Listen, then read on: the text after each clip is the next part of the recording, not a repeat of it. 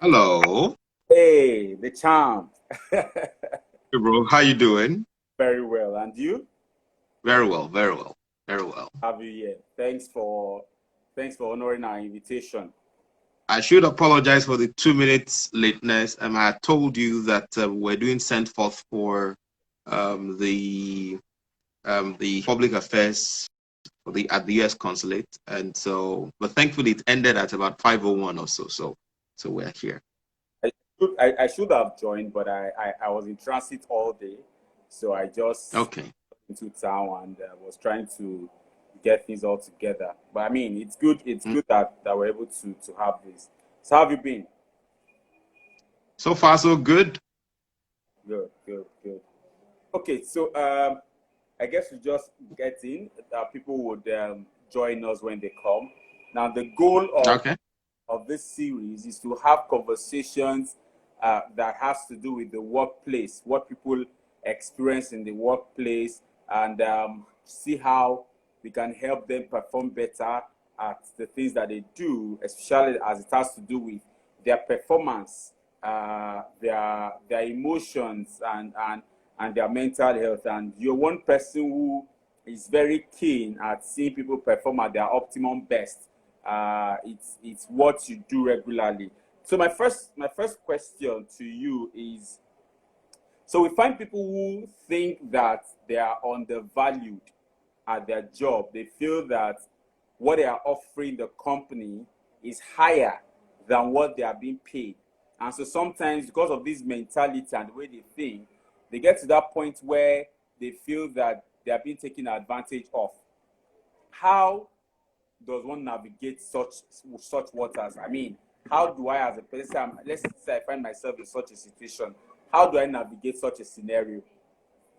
Mm. I think the first thing to do is reality check. Hmm.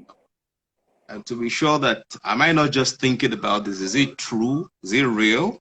Or is it just because I'm listening to myself and my colleagues? You know, there's a tendency that if you are going through a situation with some other people that we call comrades, Mm-hmm. you can be inciting yourselves, you know, and exciting yourselves and over bloating your contribution to the organization. Um, and if you are living in that circle, you may have the wrong impression about yourself. You know, when you think that what you're doing is too important or so important, and then the commendation you're receiving is less. So it's important to do that reality check. And the way to do reality check is not just to listen to your few friends that you all are on the same level, you all have the same thinking. Just even challenge yourself and listen to other people within the organization.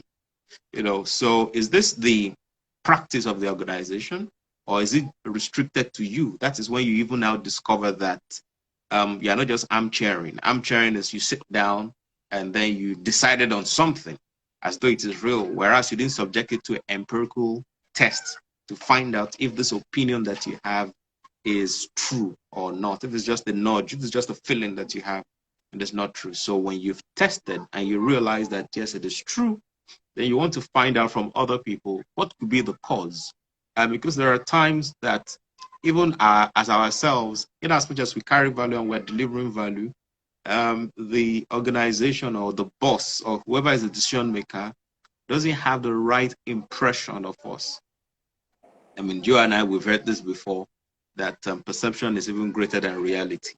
So in reality, you may be contributing, but the perception, the impression that the decision maker has or your boss, have is that you are not a performer. And no matter how well you are delivering on your results, if I think that you are not a performer, you are not a performer. Unfortunately, even if you're not delivering well on your results and I think you're a performer, unfortunately, you are a performer. Mm. So, which is why there are a lot of people who hide under eye service and politicking. And by the way, in the wake of COVID, with working from home and all of that, you cannot politic or do eye service like that again. Yeah, Your productivity will show. very. If you are delivering the work by 7 p.m., where you're supposed to have delivered it by 2 p.m., it is evident. You know, if you are late in delivering your work, if you are error prone in delivering your work, all of that is easily seen. I mean, before now you might have gone to another colleague to help you to work on it because the person is just beside your desk or something, but now it doesn't work that way. So the tendency to politic is significantly reduced, right? Right now, but by the time we get back to normal, everything goes back to normal again, sadly. So the way to go about it is, if any individual thinks he or she is being undervalued by the organization, one, do a reality check to be sure that this opinion you have, it's true. Then secondly, you want to find out, why is this going on? What am I giving the right impression, at work, to the decision makers that will give me the commendation required? Thank you, sir. Yeah, so my next question is, so work from home has started for about 3-4 months now, and some people are getting overwhelmed already, having to navigate different aspects of their lives. Some are not even able to differentiate work time from family time or personal time. How does one navigate this scenario? How do I go through this phase of my life? Good question. What I've realized, I mean, working with hundreds of people this period especially, and receiving feedback from them, coaching them, what I've seen is that while we complain about the work-life imbalance this period, there are certain things that we're not doing that is responsible for that. So number one on the list is, people don't have scheduled wake up time and sleep time. It's when I feel like closing my eyes, that's when I close my eyes. And it's when I wake up, that is when I wake up. And if you compare it to before the lockdown, you would have worked, depending on the part of town you live and the part of town your office is. If you're in Lagos, for example, you probably wake up around 5 a.m. You do your morning chores, you do your meditation and your prayers and all of that. Then you get on the road, because you know that the distance between where you stay and where you work is about 2 hours. Yeah. You get on the road, you get to work before 8 a.m., right? Because your resumption time is 8 a.m. You get to work before 8 a.m. If you get into work, some people even get into work 1 hour, 30 minutes, or 2 hours before 8 a.m. And so what they do is the balance of their sleep, that they let go, they complete it in their cars. Siesta. Morning siesta, yes, before going into their offices. But you get into that office some minutes before 8, and then you get to start working. Then somewhere along the line, you take a 30-minute break or a 1 hour break. It may not happen every day. At least it happens sometime. And then later on in the evening, you close. Yes, some people even stay back after closing hours, maybe because they have a lot of work to do, but it is not always that you have a lot of work to do. Some under the guise of waiting for traffic to simmer before they get out. And then so later on they get back home, whichever time, 8 p.m., 9 p.m., relate with family, sleep, wake up the following day, and the thing continues. But now, because you need to sleep and wake up in the house, uh, a lot of people are not sticking to routines. So the number one solution to that is creating healthy routines. Have a wake up, and to create healthy routines, have a wake up time and a sleep time. It is easy for you to choose the wake up and the sleep time that you were using before, Yeah. right? So wake up at the right time, have your meditation, take your bath, stand up from your bed, right? In fact, leave your room. Yeah. Stand up from the bed, get into the bathroom, freshen up, dress up, leave your room, create some space within your house that will be your workspace, preferably not in your room. Now, because there are people who would wake up on their bed and then just drag the laptop from their side and start working from there, and later on remember that they are hungry and go and look for something to eat, and then come back to that bed, and then they can sleep for another 3 hours or 4 hours, and then there's just that imbalance. Because we're creatures of habits, Mm. every one of us. It is said that we form our habits, and then our habits form us. Almost You true. know, back in the day, when I started running Champ, of course, I was running it from home in the beginning days. And then because of the discipline of work, Yes, I wake up normally and I dress up like I'm going to the office and I resume on my table, right, to start working. And that discipline, I mean, the number of other friends that we started different ventures together at that time, and some of them would tell me that, man, they can't do it. That because by the time, maybe after the first hour or so they are working, they will just stand up, stroll into the kitchen, pick something to eat, then stroll into the sitting room, start watching their favorite show on TV, and after that they sleep off, and then voila, it's already 6 p.m. So the day is gone. So it's that discipline, that routine, that discipline is critical for us. And why are we saying we should be disciplined? It's not just for the fun of it. It's so that you can maximize your time. So this routine, you now have a wake up time, you have a work time, right? You can take off 1 hour or so, 30 minutes during the day just to chill. Don't look at work, just to chill, you know, just to have lunch, just to chill so that you are refreshed and then you can get back to the work. Now, for those who have children, you can also start teaching your children this discipline as well. If they are school age children, I mean, I have a friend that what he is doing this period is when he wakes up, and he himself and his wife, they prepare the children as though they were going to school. Yes, they are doing homeschooling, but they prepare them as though they were going to school. They wear uniforms.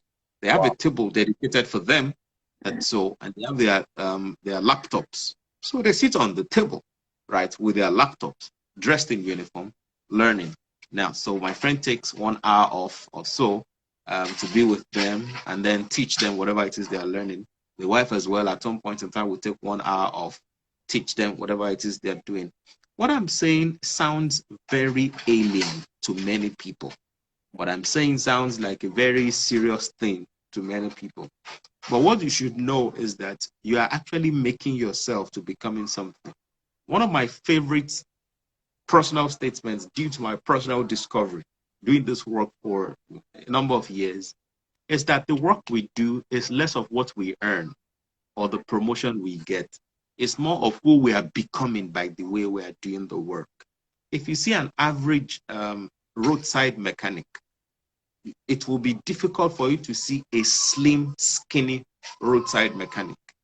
The most like, if you check the roadside mechanics that you know, a greater percentage of them, they are bulky, not necessarily fat, but they Yeah. are muscular. Now, is it because they are going to the gym? No, I'm sure they don't even know anything called gym. But because the work they are doing is physical, Yeah. they need to carry some machines, they need to lift some things, and then that also informs how they eat as well. Now, while I'm more than sure that they didn't pay attention to this about themselves, but who the roadside mechanic was some 5 years or 7 years before starting the work is different from who the person is now. Why? Because the way the work is, there are certain demands the work places on you. And without you choosing whether you want to do it or not, you want to do the work. That is what you want to do. It starts putting you in a particular shape, in a particular frame of mind. Now, there are jobs that people do that determines how they communicate. Mm-hmm. When you see someone who works in a structured corporate environment and the person shows up, there's the mannerism that the person has. Not because the person is trying to pretend or anything. It's because the demands of that job, the person has to be structured that way. And it's the same thing with working from home, that we're actually creating a structure for ourselves, whether we like it or not. So it's better that we use this time in our lives to create the right structure for ourselves. Wow. Wow. I think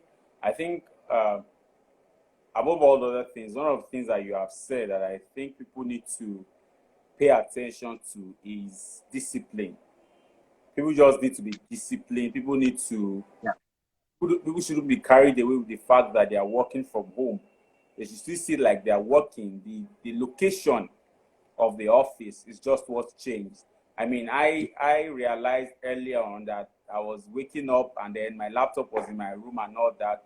So I said, you know what? I can't continue like this. So I tried to construct a table, and create a workspace for myself. No form of work happens in my room. Once I wake up, first thing I do, brush my teeth, take my bath, and then I head to my workstation. Or something I just brush, but that thing is there. Then I take, like you said, I take a break sometimes to eat, maybe just relax. Because it's also important that one, one relaxes. Now, my final question is, there is this talk about work-life balance. Can we really hit that balance? Okay, so there is the illusion that when we say work-life balance, we're trying to give equal time or equal weight to different aspects of our lives. That is the illusion with work-life balance. And that's why some people are talking about work-life integration or work-life harmony. And by the way, there's something we're working on at the moment in that regard. There's a solution we're working on at the moment in that regard. So it is an illusion to say that you want to, maybe you have 4 areas of your life, for example, that you want to give it 25% each. So it means the 24 hours you have in a day, you dedicate 6 hours each to this area. From research, it doesn't work. It cannot work. Or maybe you say work on one side and life on one side, that is 50-50. And if even that life, you can break it down to a lot, because that life, there's family, there's friendship, there's finance, there's a lot of things in that life. So you can't even necessarily say you're giving 50% to this, and then the other 50%, the other aspects of life would share it. I think where we all need to move to is to understand, what is your goal? What's your goal in life? What's your career goal? This work that you are doing at the moment, are you doing it just because that's the thing available to do? And many of us, have lived an interesting life where we just left school. I mean, before even going to school, I mean, you were in secondary school, you were in GSS class. Let's start from where some of us, our problem starts. Now you may be 45 or 50 now. Your problem didn't start in your 20s. It actually started in your teens. Because so you were in GSS class. In GSS class, you are exposed to writing all subjects, from integrated science to business studies. I hope those are the names they are still called. From all of that, you get to write all of that. Then when you are getting into senior secondary school, based on your performance in the school leaving certificate for GSS, that determines what class you will be placed. That has nothing to do with your choice, So, your interest, your passion. No, it has nothing to do with that. And then, in as much as you had a distinction in integrated science, and you also had a distinction in maybe government and business studies, for the fun of it, immediately they would say you are going to science class, because science class looks like the place where people with brain, where they go to, without necessarily checking other things. And so you found yourself in this science class. You struggled through that science class. And then when you were going to the university or polytechnic, you decided that, man, you cannot continue your life like this. So you went to some other profession or some other discipline. And that's because, I mean, you've been home for 3 years or 4 years. Your secondary school mates are about graduating. You are yet to gain an admission. But anyway, you rough it. So it's now, shall graduate, shall have a beard. In this Nigeria, just have a certificate. Once you have a certificate, some people studied Yoruba technology and they are working in banks. And, all of those things that some advisors give. And then you too, you just embrace whatever it is, and then you study it, and then you graduate, and then you are looking for a job, and whatever job that is available, you take on the job, and then you've spent some 1 or 2 years on this job, and then they are saying that you are now of age, now you need to get married. And then, whether you are male or female in this conversation, it doesn't matter. They will tell the two of you. And so finally, as a lady, one boy comes around and you think he's okay, or as a guy, some other girl comes around and you think she's okay, then you get married, and then you are doing this work. There's really no thought into the thing you are doing. You are sure doing the work. You are earning promotion, no doubt, but you are sure doing the work. Now you have children. You are earning an income. You are sending them to school. You are sure doing the work. No, and you're just there. And sometimes in your 40s, your 50s, you may look back and be asking yourself some critical questions, because there's nothing as great as being a square peg in a square hole. Meaning that you've lived a life where you are doing what you are meant to be doing, that you can profit from at the same time, you can make money from. And this is not about being an entrepreneur or being a professional. I mean, those things that some people used to say about being your own boss. There's no fallacy that is as big as that. Some people should run enterprises, yes.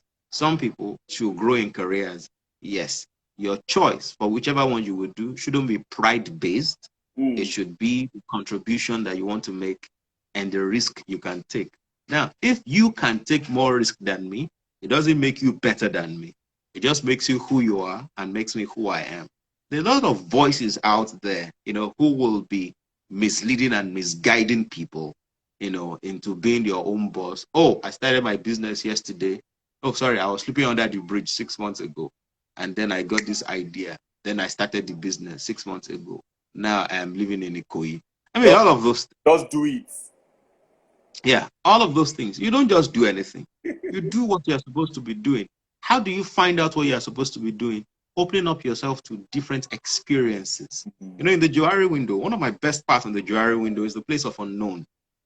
Saying that what you don't know about yourself and people don't know about you. And how do you explore that part? It's opening up to adventures, opening up to opportunities. They say there's a job somewhere, go for it, attempt it. And then you continue to discover yourself and you don't stop the discovery.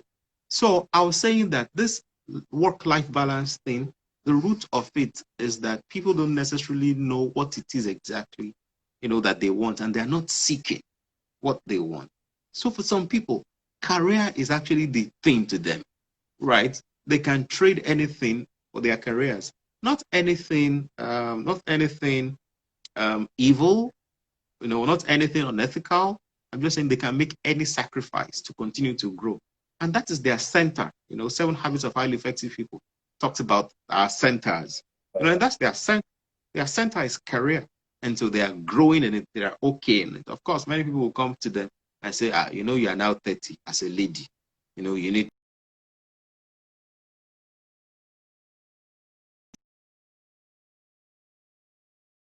on that level. I'm not saying don't get married. I'm saying make your choice in life. So it's about what the individual wants. There are people that think,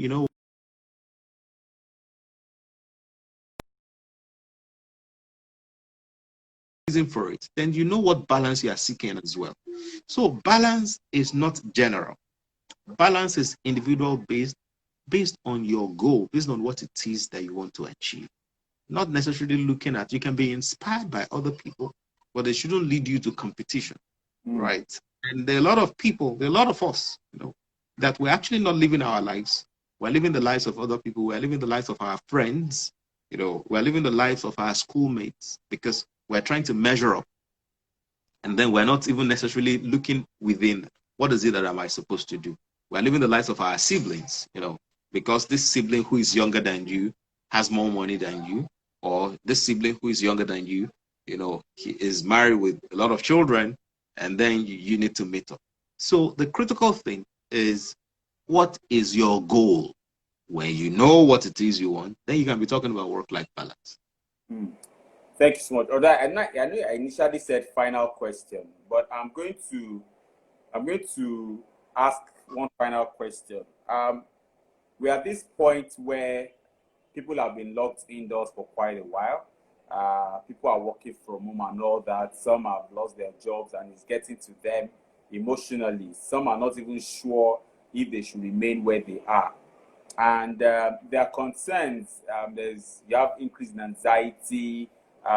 When people receive some calls, they begin to panic. Oh, what are they about to tell me and all that?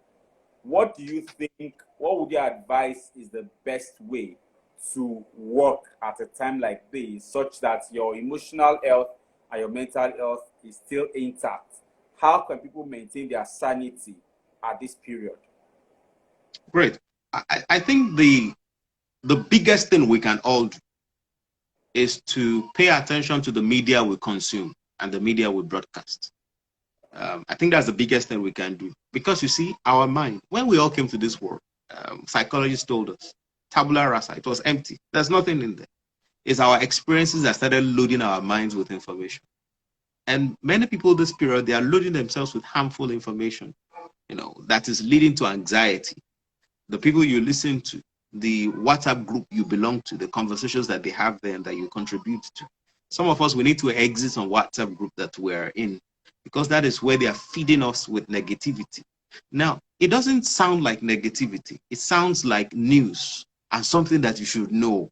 And then some people even have fear of missing out of this negative news. But what we don't realize is that the more we open up our minds to such experiences, it takes information from that experience. It has a residue. It's implanted in our minds, such that when you even want to behave, when you want to react to something unconsciously, you pick your cue from that unconscious part of your mind to react. I mean, as you are now, as we're having this conversation now, there is someone that can pass by you right now, and without you thinking, you would frown. You might not have seen this person in the past 10 years or 15 years, but I assure you that there is someone who can pass by just beside you now, or there's a name I can mention. And when you hear that name, you will frown until maybe you now get back yourself and just come back. Why would that happen to you? Is because there's some experience plenty years ago that you had with this person that was unpleasant. And you keep on thinking about it after that single experience. You keep on thinking of how bad the person treated you, what you would do to the individual if you grabbed the individual, or because you were in a powerless situation so you couldn't do anything. And you keep ruminating on that, and that goes to your subconscious mind. And so anytime you want to react to that individual, it just comes up automatically without you asking it to come. But in the first place, somehow you were responsible for how that information got there and how the information multiplied in your mind. Our mind is a multiplier. It is better we don't allow certain things to get into it. Once those things get into it, the mind multiplies it 100, 1,000-fold and expresses it with our behavior. So while there are many things to be done to overcome anxiety and panic, it is important that the gates that will bring in panic, that we shut it at first before it even comes in. Because when it comes in, and we're talking about solving a problem, it's important that you don't even allow the problem to come in. So, and it is twofold: the one you consume and the one you share too. So we want to be responsible. It is not just that, oh, you're not participating or you're not reading. It's also that you're not sharing it. It's also that you are careful when you're on the phone with that your friend or with your significant other, with a relative or whoever it is, that the words that come from your mouth to the person on the phone too. It's not that 3 million people have died of COVID. It's not that any of all of those things. There is the information about being careful, right? You see, a lot of people would die, not because of the virus, not because they caught the virus. They would die because of fear of the virus. And by death, it may not be physiological death, that they cannot breathe again. It may be psychological death, which is they cannot be as creative as they are supposed to be. They are often sad, often depressed, anxious, fearful, and all of those negative emotions will get in the way of their performance, their productivity, and their creativity.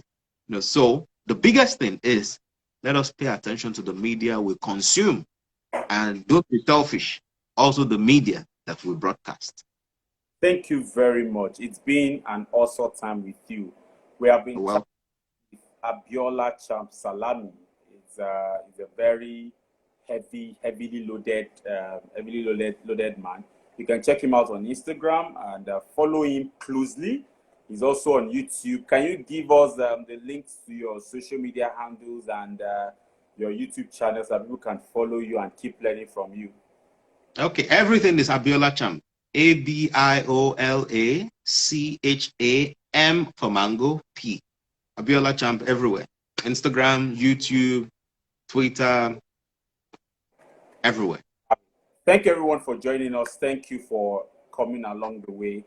We'll see you again next week with another guest. Until then, keep being your very best. Thank you. Thank you so much for having me. I appreciate it.